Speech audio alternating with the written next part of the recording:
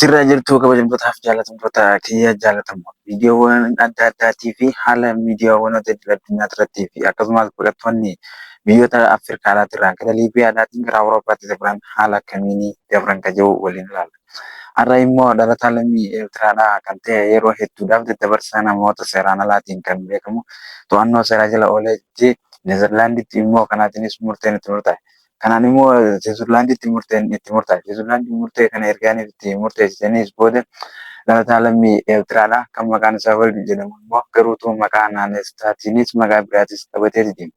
Maqaa kanaanis immoo Waalid jedhamuudhaan beekama. Garuu immoo namni kun yeroo hedduudhaaf lammiiwwan Awurooppaadhaa gara Awurooppaatti geessuun lammii Afrikaadhaa akka waan Afrikaan miskiina taatetti tarkaanfii adda addaa fudhachaa ture.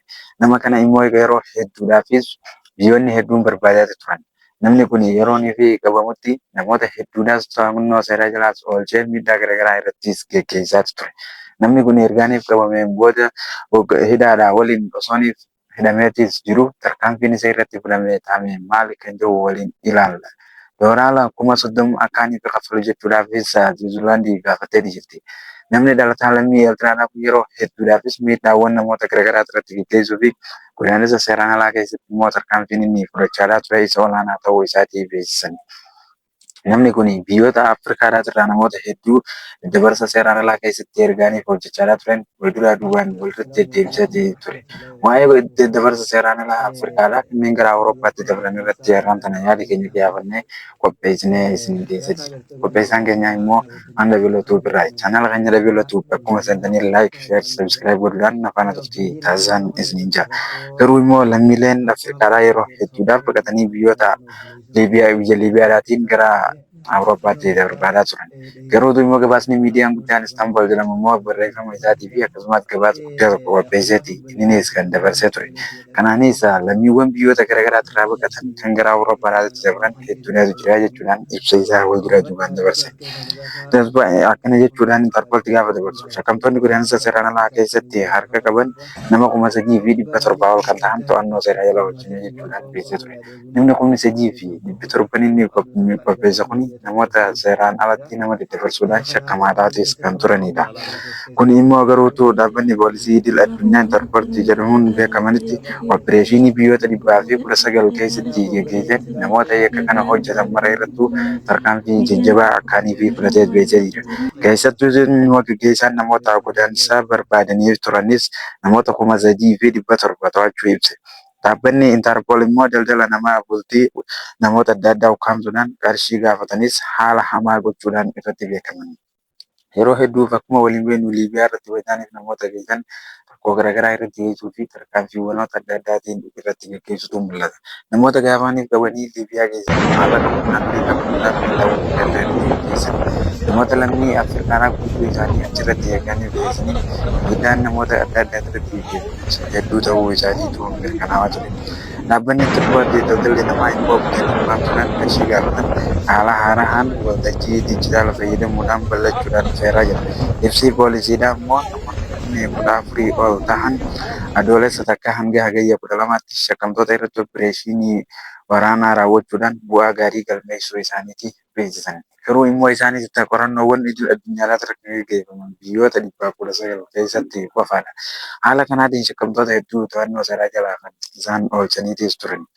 Garuu immoo itti dabaluunis duulli opereeshinii kanaa immoo shakkamtoota 3,744 to'annoo jala oolchinee jechuudhaan beeksisaniiti kan isaan jiran.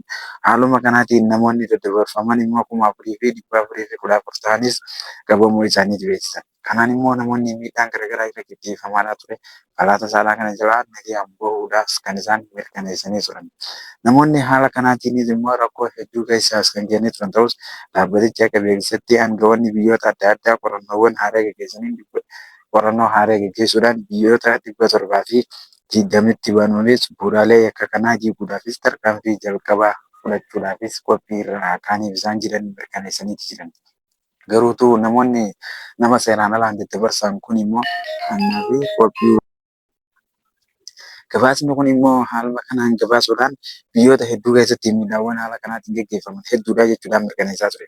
Dhaabbatichi kun immoo haala kanaatiinis kan beeksise intarbool daddabarsaan namaa bifa haaraanis dijitaalaanis ta'e wal duraa duubaan deddeebiidhaan eegalee ture jechuudhaan beeksise. Garuu immoo biyyoonni namoonni hedduun irraa baqachuudhaan beekamanis kan jiranitu jira jedha. Kana malees lammiileen Ameerikaa Kibbaatii fi Eeshiyaa akkasumas dabalataan biyyoonni balaa hamaadhaaf saaxilamanis ni jirani jedha. Afrikaa Kibbaa keessatti biyyoonni akka Beenii fi Burkina Faasonii fi Ivooriinii fi Koostii, Gaanaa fi Seenigaal Seeriyaawwanootii fi akkasumas sakatta'iinsa wal duraa duubaan gaggeeffameen namoonni hedduun kan daldala kanaaf qophaa'an to'atamaniiru jechuudhaan beeksisaa ture. Dabarsa kanaatiinis kan turan immoo namoota 200 ol baraaruu fi furtuuwwan qaccarriidhaa takkaa'u immoo iddoo nama itti walitti qabanii namoonni hedduun itti walitti dhufan irraayis barbadeesnee namoota hundaa'uu to'annoo seeraa jala irraayis baafneeti jira jedhan iddoo isaan qubsiisanii irra jiraachaa turan saniis jira.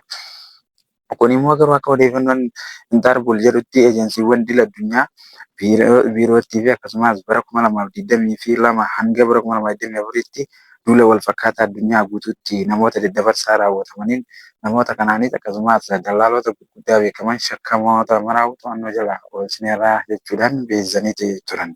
Garuu immoo shakkamtoonni 10,000 ol to'annoo jala ooluudhaa fi shakkamtoonni to'annoo jala oolan kunneen immoo biyyoota adda addaa irraayis kan seeraan ala seenan jechuudhaan ibsaniiti turan. Kana qofa otoo hin taane immoo Itoophiyaatti dhiyeenya kana taateen hin taanetu mudatame. Itoophiyaan lammiilee Itoophiyaadhaa ta'anii kanneen namoota hedduu daddabarsuudhaan beekaman qabdeeti turte.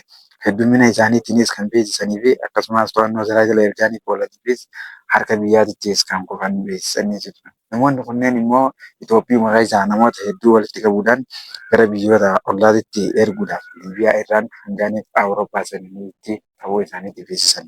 Keessumaa Osoonii fi gabaasni Interpol kun gabaasa isaa kan gabaasee hin turre duratti Itoophiyaan to'annoo jala oolchiteetii jirti. Namoota hedduudhaas to'annoo jala ergaanii oolchiteen harka isaaniitiin qabdee mana murtiitti dhiyeessitee jirti. Itoophiyaan guyyaa lama dura kaaniif beeksistee turtetti namoonni yakkoota haala kanaatiinis raawwatan guutuun isaaniitu bakka jiran maratti barbaadamanii to'annoo seeraa jala kaanii oolan jechuuf himan. Garuu immoo rakkoon biyyoota hedduu keessatti hojjechuu qofa osoo hin taane Itoophiyaa keessattuu hammaachaa turte jechuun miidiyaan Itoophiyaa guddaan gabaasaa jira. Garuu taateen xaamee kun itti ilaalle haala kana namoota geezeenii biyya irraa baasu maallaqa hedduu gaafachuudhaan tarkaanfata. Viidiyoowwan adda addaa kan na biratti argitan kun rakkoo isaan haalaan irratti gaggeessaa turan irraa tokko. Namoonni biyyoota garaagaraa erganiif qabamaniif maallaqa xiqqaadhaan citeeffamanii birrii biliyoona meeqa gaafataman. Haadhaa fi abbaan isaanii immoo bakka jireenya irraa bu'anii rakkoo meeqa seenan. Sababa daldaltoonni kun irratti kana gaggeessaniif hawaasni biyyattii immoo yaada hamaa keessa seenan. Namoonni hedduun qarshiif jecha nama keenya hedduu miidhaa guddaa irra gaggeessan. Gaafa biyya isaanii irraa ba'anii biyya namaa seenan immoo tarkaanfiin isaan irratti fudhatamu tarkaanfii akkaan namoota hedduu ajaa'ibsiisu ta'e. Kanarraanis kan ka'e daldaltoonni seeraan alatti namoota kana biyya irraa baasaa turan hundi isaaniitu to'atamuudhaaf biyyoonni idil addunyaa waliigaltee hojjechaa jiran. Kanaafuu immoo biyyoota akka Itoophiyaatii fi Eertiraa keessatti biyyoonni hedduun rakkina nageenyaatiif jecha kan rakkatamaa jiran irratti namni biyya isaanii gadi lakkisanii baatu. Itoophiyaan guyyatti yoo xiqqaate namoota seeraan alatti biyya isaanii irraa ba'an hedduu to'achaa ooluu isheetii mul'ata. Kun immoo garuu sababa nageenya dhabamuu fi jireenyi biyyaa hammaachuudhaa irraa kan ka'e. Harkaan biyya irraa ba'anii fi jireenya biyya ofii irraa jiruu biyya biraatti jijjiirrachuudhaaf jireenya isaanii kan qopheessan. Haaluma deemanii lammiileen Soomaaliyaatii fi akkasumas Jibuutiin wayita biyya irraa ba'anii biyyoota ollaa seenan arginu yaada hamaa keessa jiran. Isaaniitii uleedhaan tumamuu fi isaaniitii miidhaan gurguddaan irra gaggeeffamaa jiru argina. Gaafa guyyaa lama moosijii wal booda miidhaa isaa irra jiru kana yaadanii rakkoo akkamii haa goonu jechuudhaaf yaada guddaa isaanii wal dura duubaan dabarsan. Kanarraa kan ka'e jireenyi biyyattiidhaan nageenyaan isaan dhibuu irraa kan ka'e yaada isaanii guutumattuu wal dabarfachuu bira ootan.